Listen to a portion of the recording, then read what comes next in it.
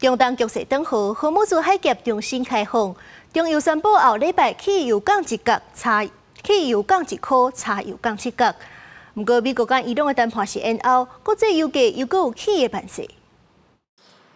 歐佩專家聽到荷姆茲海峽一帶中東戰火佇頂禮拜出現停火希望，封鎖達到110日的荷姆茲海峽總算重新開放。初步有估至少有550隻商船會陸續離開外加也毋忘，這場歷史性的能源危機有希望排解，也公布牽動國際油價。98加滿，油表從零開始。台灣中油公司是伫21號宣布，為2透早環境開始，連在禮拜凍結了後，頭一擺降價中油解說。國際油價雖然降，也毋過中東情勢後手也有待觀察。所以經過整體評估，汽柴油閣調降1塊加7角，調整為92無鉛汽油31塊4。95無鉛汽油31塊9，98無鉛汽油34塊9，超級柴油30塊3。這種調整是應該是必要，而且也符合，應該是油價本來就應該機動來根據這個國際的油價的變動來調整。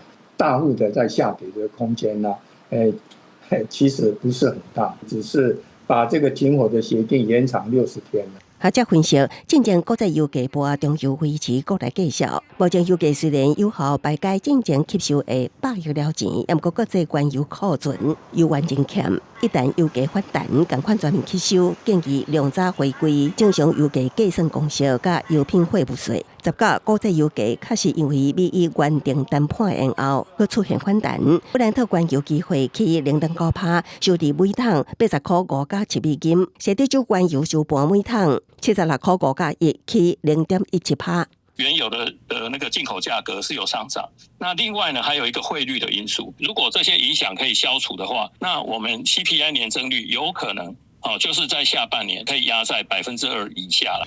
學者分析，油價波包括石化產品攏有繼續波機會，有機會原減國內物價指數，互消費者透一口氣，也毋過也提起所落來都是風太貴，天氣因素甲國際經濟變化，雙雙攏是後手觀察的重點。記者綜合報道。